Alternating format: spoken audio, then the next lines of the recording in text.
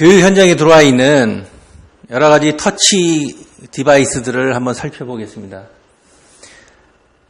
TV 방식, PDP나 LCD, LED 방식의 TV를 터치로 만들어서 활용하고 있습니다.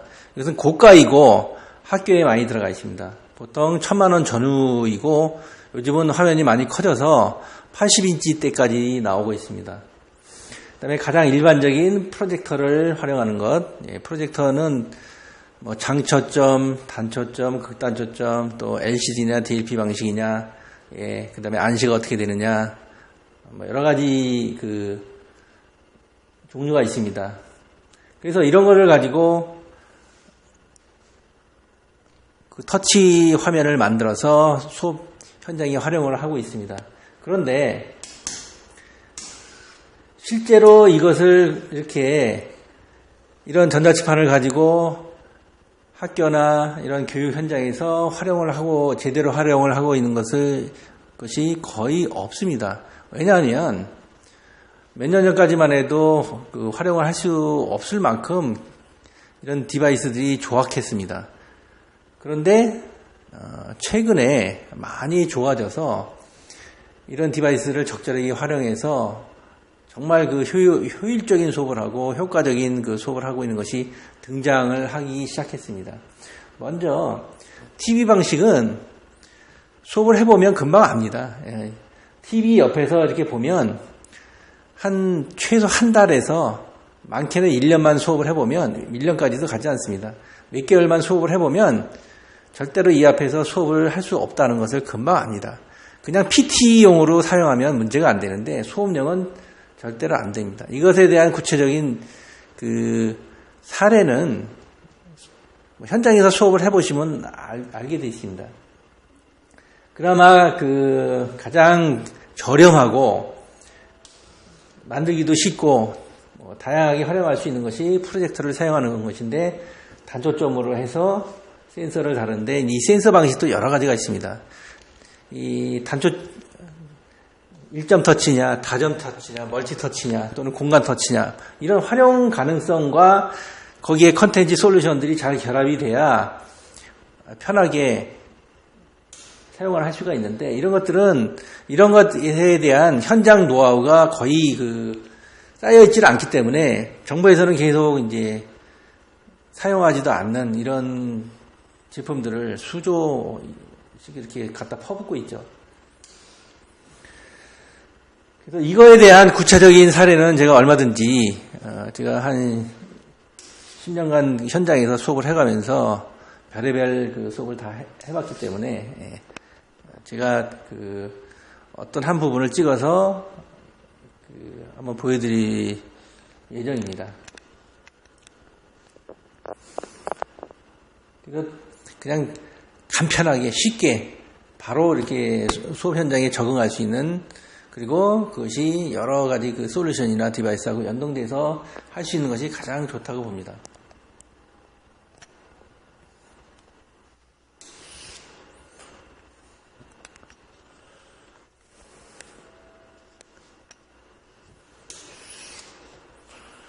그래서 다음에 이제 어떻게 활용할 것이냐, 이 부분은 터치로 만드는 것도 지금 이렇게 제대로 활용을 하고 있지 못하지만, 터치를 제대로 잘 만들어서 수업 현장에 편하고 쉽게 수업을 할 수 있다 하는 것과, 그것을 이제 어떻게 구성을 하고 어떤 플랫폼을 구성하고 어떤 컨텐츠와 어떤 솔루션을 결합을 해서 궁극의 수업을 마음껏 펼칠 수 있느냐, 이것은 별개입니다.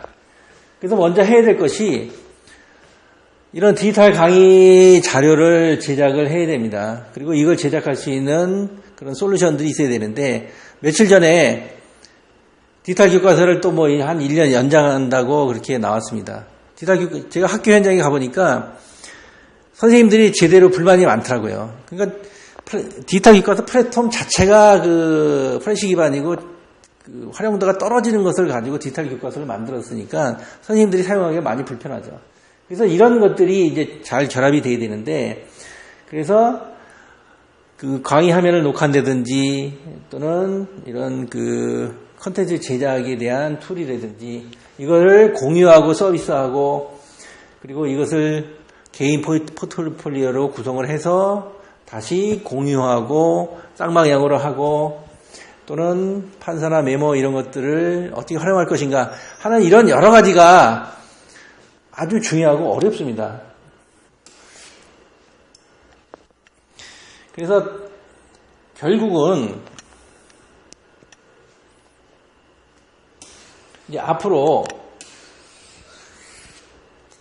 모든 디바이스에서 뭐 키오스크 이런 전자칠판, 수업 현장 또는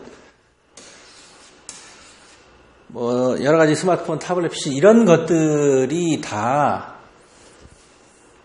엔스크린 개념으로 수업한 것, 컨텐츠 이런 것들을 같이 공유하고 누구든지 볼 수 있고 또 쌍방을 볼 수 있고 또 이것을 만들기 위해서 여러 가지 그 솔루션들이 다 결합이 되는 이런 엔스크린 개념으로 가게 되면 학교 단위 또는 학원 단위가 하나의 EBS나 메가를 훨씬 더 두 단계 앞서는 교육 주체로서 활용이 될 것입니다.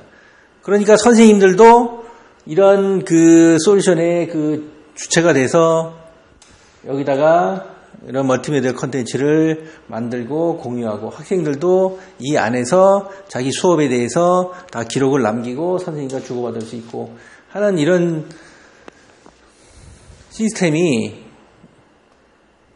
뭐 조만간에 학교나 이런 교육 시장에 들어오게 되면 스마트폰이 지금 산업의 패러다임을 바꾸고 있듯이 순식간에 교육의 교육 현장을 바꿀 것이라고 봅니다. 그래야 학생들은 지금처럼 수동적인 수업이 아니고 능동적인 수업, 자기 수업에 책임을 지고 그리고 고정된 그런 관념이 아닌 21세기에 맞는 새로운 부가치를 만들어낼 수 있는 인재가 나올 거라고 봅니다. 17살에 영국 소년이 썸리라는 그 어플리케이션을 만들었는데 신문 기사를 요약해주는 어플리케이션입니다. 이거를 야후가 330억에 샀습니다. 이런 혁신적인 기업이 또는 혁신적인 생각이 혁신적인 이런 그 아이들을 낼 수 있는 학생들을 만들어내지 못하고 있습니다. 우리나라는. 그 근본적인 이유에 대해서는 교육 현장에 있는 사람들이 고민을 좀 해야 됩니다. 계속 선생님 중심의 이런 강의를 쏟아부어서 학생들의 그 지식을 채워주는 이런 수업이 과연 이런 21세기에 새로운 부가치를 만들어낼 수 있는 인재를 만들어낼 수 있을까 하는 거에 대해서 고민을 해봐야 되겠습니다.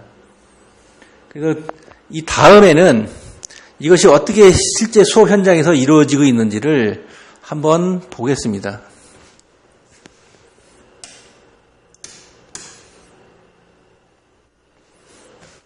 지금 중간고사 기간이라 학원들은 거의 그 평소보다 훨씬 더 힘든 그 시간을 보내고 있을 겁니다. 하지만 이 학원은 중간고사나 기말고사가 되면 2주 동안 방학을 합니다. 물론 교육비도 받지 않습니다. 꼭 필요한 학생들만 오게 합니다.